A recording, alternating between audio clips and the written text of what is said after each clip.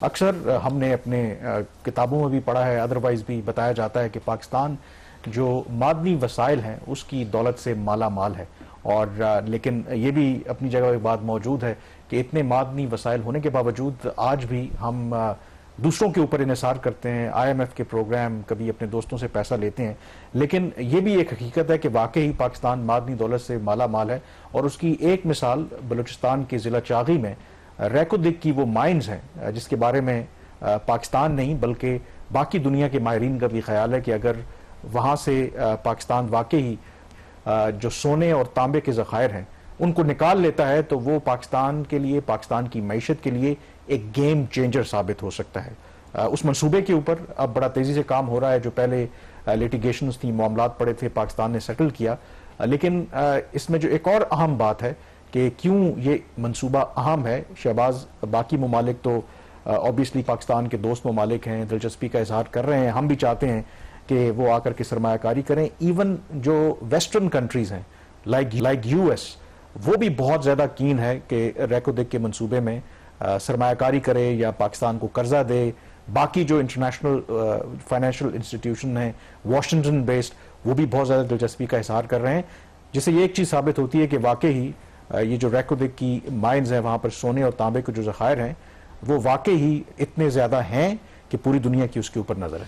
कामरान, ये जो रैकोदिक का प्रोजेक्ट है ये काफ़ी कंट्रोवर्शियल रहा है पाकिस्तान में। आपको सुप्रीम कोर्ट ऑफ पाकिस्तान का वो डिसीजन तो याद होगा जिसमें जस्टिस इफ्तिखार चौधरी ने ये जो माइंस थी इसका जो एक ठेका था, लीज थी, कैनेडियन और ऑस्ट्रेलियन कंपनी को जो दिया गया था उसको उन्होंने स्ट्राइक डाउन कर दिया था। मामला फिर इंटरनेशनल कोर्ट में चला गया और वहाँ से तकरीबन $6 अरब का फैसला पाकिस्तान के खिलाफ आया। बाद में इनकी सेटलमेंट हुई, सेटलमेंट के जरिए हमने तकरीबन $1 अरब की कंपनी को अदायगी की और एक नया एक एग्रीमेंट साइन हुआ। उस माहदे को साइन करने से पहले जो अभी इसके जो मेजॉरिटी शेयर होल्डर हैं बैरेक गोल्ड, उन्होंने बहुत सारी गारंटीज पाकिस्तान से ली। उन गारंटीज में फॉरेन इन्वेस्टमेंट प्रोटेक्शन एक्ट भी एक नया लाया गया कानून, जिसके तहत उनकी जो सरमायाकारी है पाकिस्तान में, उनके जो मुआहदे हैं, उनको जो इंसेंटिव्स हैं, उन सबको प्रोटेक्शन दी गई। इस वक्त जो प्रोजेक्ट है इसकी अगर आप ओनरशिप स्ट्रक्चर देखें, 50% जो है रैकोदिक का जो है वो शेयर वो बैरेक गोल्ड के पास है जो कैनेडियन कंपनी है। बाकी जो 50 है उसमें 25% वफाकी हुकूमत के पास है और 25% जो है गवर्नमेंट ऑफ बलोचिस्तान की ओनरशिप है। ये मंसूबा जो है इसका एस्टिमेट है, तकरीबन इसकी जो टोटल लागत है वो 6 से $6.5 अरब है, जिसमें तकरीबन $3.2 अरब की सरमायाकारी चाहिए। उसके लिए एक लोन चाहिए उसको ऑपरेशनलाइज करने के लिए। 6 से 7 अरब हमें वो चाहिए कि उन माइंस में से सोना और जो तांबा हमने निकालना है, जो इंफ्रास्ट्रक्चर बिछाना है, जो इस काबिल बनाना है कि उसको इस काबिल बनाना है कि उसकी प्रोडक्शन जो है वो 2028 तक का इनका जो एस्टीमेट है वो स्टार्ट हो सके। इसमें जो डेट और इक्विटी का एक परसेंटेज अभी जो टेंटेटिवली है कि 50% इसमें कर्जा होगा और 50% जो इसमें जिनकी ओनरशिप है वो उसमें अपनी इक्विटी इन्वेस्ट करेंगे। उस लिहाज से तकरीबन $3.2 अरब एस्टिमेटेड रिक्वायरमेंट है। अभी ये सारे नंबर्स कामरान हतमी नहीं है। एक इसकी जो फाइनल फिजिबिलिटी स्टडी आनी है वो दिसंबर में आनी है, उसी का सबको इंतजार है। लेकिन इस दौरान 2 बड़ी डेवलपमेंट्स हुई हैं। सऊदी अरेबिया का इस प्रोजेक्ट में एक इंटरेस्ट है। एक तो ये इशू है, इसको हम थोड़ा सा डिस्कस करेंगे ज्यादा डिटेल में, बाद इसके ऊपर नेक्स्ट वीक में करेंगे। दूसरा जो है, जिस तरह भी आपने जिक्र किया कि अमेरिका का भी एक इंटरेस्ट डेवलप हुआ है इस प्रोजेक्ट के अंदर। रैकोदिक का जो ओवरऑल जो इसके ज़खायर है इसके ऊपर 12 बात हो चुकी है, बट एक प्रूवन रिजर्व्स कितने के हैं वो जो आने वाली स्टडी है उससे पता चलेगा। अमेरिकन चाह रहे हैं कि इस प्रोजेक्ट के लिए जो कर्ज चाहिए उसमें वो उनकी कंट्रीब्यूशन वो करना चाह रहे हैं तकरीबन $1 से $1.5 अरब की। ऑल्दो इतना शायद ना हो, अभी उनकी तरफ से एक इंडिकेशन एक आई है, हतमी ऑफर उनकी तरफ से नहीं है, बट इस सिलसिले में उनकी तरफ से जो डिमांड है, डिमांड ये है कि पाकिस्तान एक प्रेफर्ड क्रेडिटर का स्टेटस जो है वो अमेरिका को दे। और अमेरिका ये जो इसमें कर्ज देना चाह रहा है, इनकी export import bank, Exim bank of the US, उसके जरिए ये कर्ज देना चाह रहा है। और लेकिन उस वक्त तक ये जो कर्ज है वो अमेरिकन नहीं देना चाह रहे जब तक उनको एक तरजीह जो है वो स्टेटस नहीं दिया जाता। और ये रिक्वेस्ट हमने इसके ऊपर पहले भी जिक्र किया था चंद माह पहले, ऑलमोस्ट मई के आसपास ये दरखास्त आई थी अमेरिका की तरफ से। पाकिस्तान ने अभी तक उसके ऊपर कोई हतमी फैसला नहीं किया। इस हफ्ते भी अमेरिकन एम्बेसडर की एक मुलाकात हुई है फाइनेंस मिनिस्टर औरंगजेब साहब से और उन्होंने दोबारा इस इशू को रेज किया है। अब इसमें अमेरिकन ये चीज़ क्यों मांग रहे हैं, क्योंकि उसकी बुनियादी वजह यह है कि पाकिस्तान का जो एक ओवरऑल एक क्रेडिट रिस्क है वो बहुत ज़्यादा है। डिफॉल्ट की बात हर वक्त होती रहती है, जब आईएमएफ का प्रोग्राम होता है तो डिफॉल्ट होने का जो इसकी जितनी भी बात होती है वो पीछे चली जाती है और फॉर द टाइम बीइंग आपको एक रिलेटिव स्टेबिलिटी नजर आती है। अमेरिकन का जो कंसर्न ये शो करता है कि ऑल्दो कि एक आईएमएफ का प्रोग्राम है बट अभी भी वो चीज़ पे सेटिस्फाइड नहीं है। अब यहाँ पे पाकिस्तान के लिए कैश 22 सिचुएशन ये है कि अगर ये स्टेटस दे दिया जाता है अमेरिका को और उनकी एग्जिम बैंक को, जो एक सॉवरेन बैंक है, तो सेम स्टेटस देना पड़ेगा चाइना की एग्जिम बैंक को, साउथ कोरिया की एग्जिम बैंक को।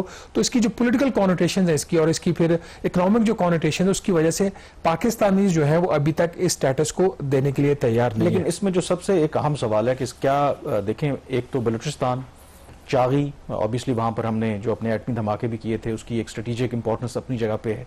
क्या पाकिस्तान इसमें दिलचस्पी रखता है कि वाकई ही जो अमेरिका है अगर वहां पे हमें लोन देना चाहता है उसके स्टेक्स इतने अहम जो स्ट्रेटेजिक मंसूबे में हों, गिवन द फैक्ट कि वहां पर आपको पता है कि चीन की भी सरमायाकारी हो रही है। चीन जो बेल्ट एंड रोड इनिशिएटिव के तहत वहां पर जो गवादर डीप सी पोर्ट को डेवलप कर रहा है, तो क्या इसके हवाले से मतलब पाकिस्तान को कोई एतराज नहीं है अदर देन दैट कि जो कंडीशन अमेरिका ने रखी है कि प्रेफर्ड स्टेटस दें उन्हें आप? देखिए, ये जो कर्ज आएगा एग्जिम बैंक का ये बहुत ही सस्ता कर्ज होगा, ये कोई एक्सपेंसिव लोन नहीं है। पाकिस्तान की एटलीस्ट सिविलियन गवर्नमेंट की ये डिजायर जरूर है कि अगर अमेरिकन ये कर्ज दे देते हैं तो पाकिस्तान को ले लेना चाहिए, लेकिन ये कर्ज लेना पाकिस्तान की इस वक्त मजबूरी नहीं है। इस वक्त जो तकरीबन $3.25 अरब रिक्वायरमेंट है इसके लिए डेट फाइनेंसिंग की, उसके अगेंस्ट इंक्लूडिंग अमेरिकन ऑफर वो 4 से $4.5 अरब की ऑफर्स इनके पास हैं। अगर अमेरिकन ऑफर को एक्सक्लूड भी गवर्नमेंट इस वक्त कर दे तो फिर भी इनके पास रफली $3 बिलियन की ऑफर्स मौजूद हैं कर्ज की, क्योंकि ये प्रोजेक्ट इतना ल्यूक्रेटिव है और जो फ्यूचर है वो इन मादनियात का है, चाहे रियर अर्थ मेटल्स हों, चाहे आपकी कॉपर्स हों, चाहे गोल्ड हो।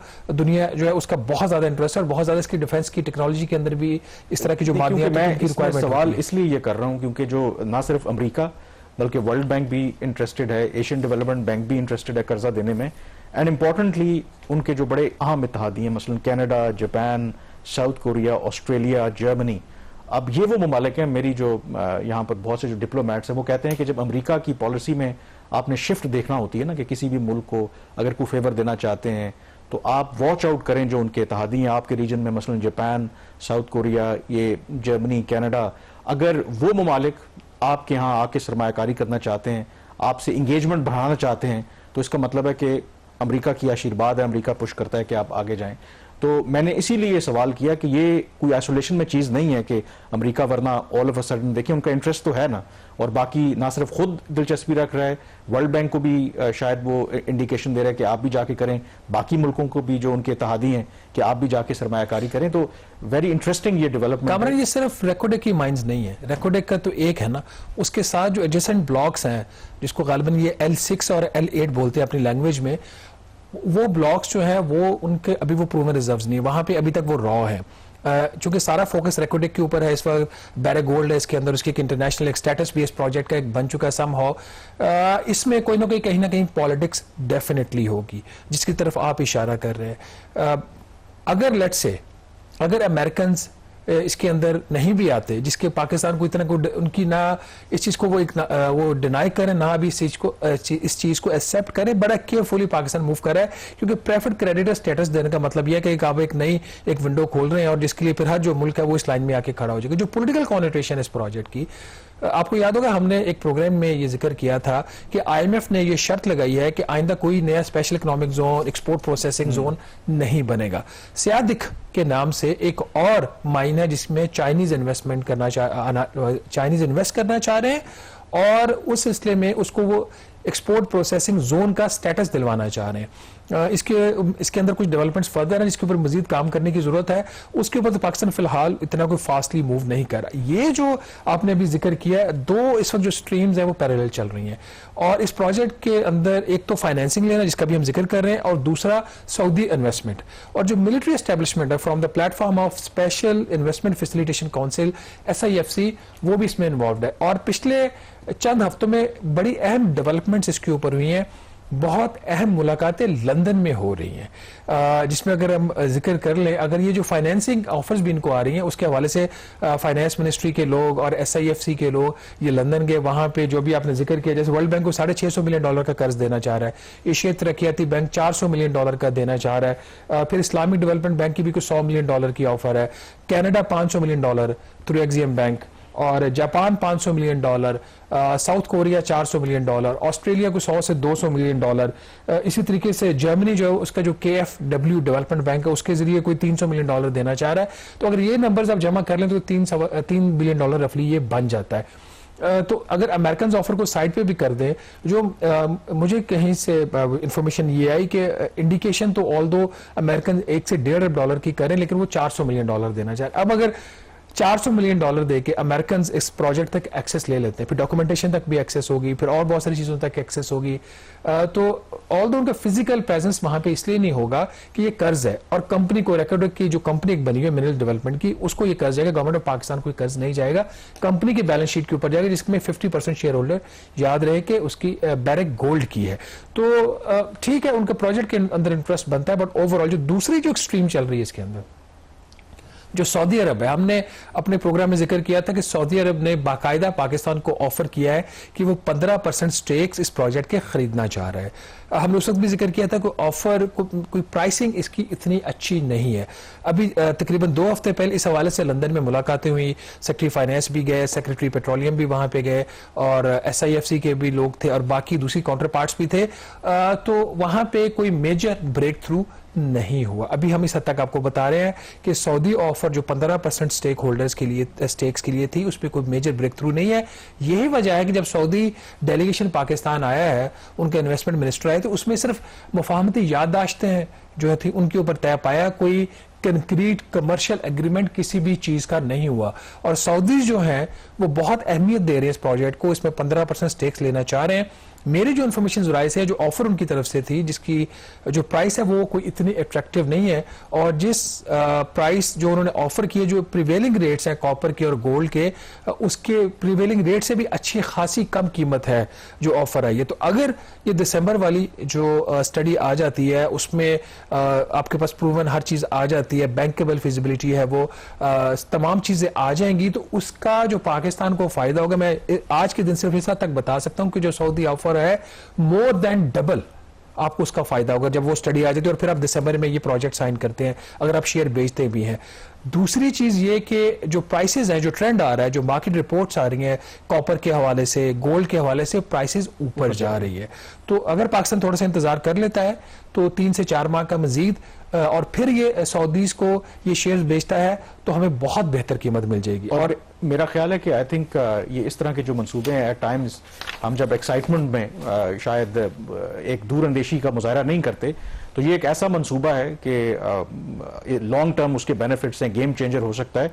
तो उस पर आई थिंक बिल्कुल एक ड्यू डिलिजेंस करनी चाहिए। ये ना हो कि कल जब ये मुआहदा हो जाए और फिर बाद में पता चले कि ये तो हम अच्छी टर्म्स के ऊपर नेगोशिएट नहीं किया और पाकिस्तान को इसका नुकसान हो रहा है। क्योंकि ये क्यों गेम चेंजर है, एक मोहतात अंदाजे के मुताबिक जो कुछ स्टडीज आई हैं कि 6 बिलियन टन की धात वहां पे मौजूद है रैकोदिक माइंस के अंदर, और उसमें अगले 40 साल तक जब ये शुरू हो जाएगी वहां से एक्सट्रैक्शन, 40 साल तक सोने और तांबे के जो ज़खायर हैं वहां से निकलते रहेंगे। पाकिस्तान उसको फरोख्त कर सकता है और बिलियंस ऑफ डॉलर्स का पाकिस्तान को फायदा हो सकता है। और कहा यह जाता है कि अगर वाकई पाकिस्तान ने उसके ट्रू पोटेंशियल को रियलाइज किया तो पाकिस्तान की IMF और ये जो बाकी इंटरनेशनल फाइनेंशियल इंस्टीट्यूशंस हैं इनसे जान भी छूट सकती है। तो शायद ये भी वजह हो सकती है कि अमेरिका और बाकी जो उनके इत्तेहादी हैं बहुत कीन है दिलचस्पी रखने में, क्योंकि जब आप इंडिपेंडेंट होंगे तो आपके फैसलों में आज़ादी भी होगी, और जब पाकिस्तान एक आज़ाद मुल्क के तौर पर फैसले करेगा तो उसकी फिर इम्प्लीकेशंस अमेरिका और बाकी दुनिया के लिए भी हैं। यहाँ पे ब्रेक लेंगे, ब्रेक के बाद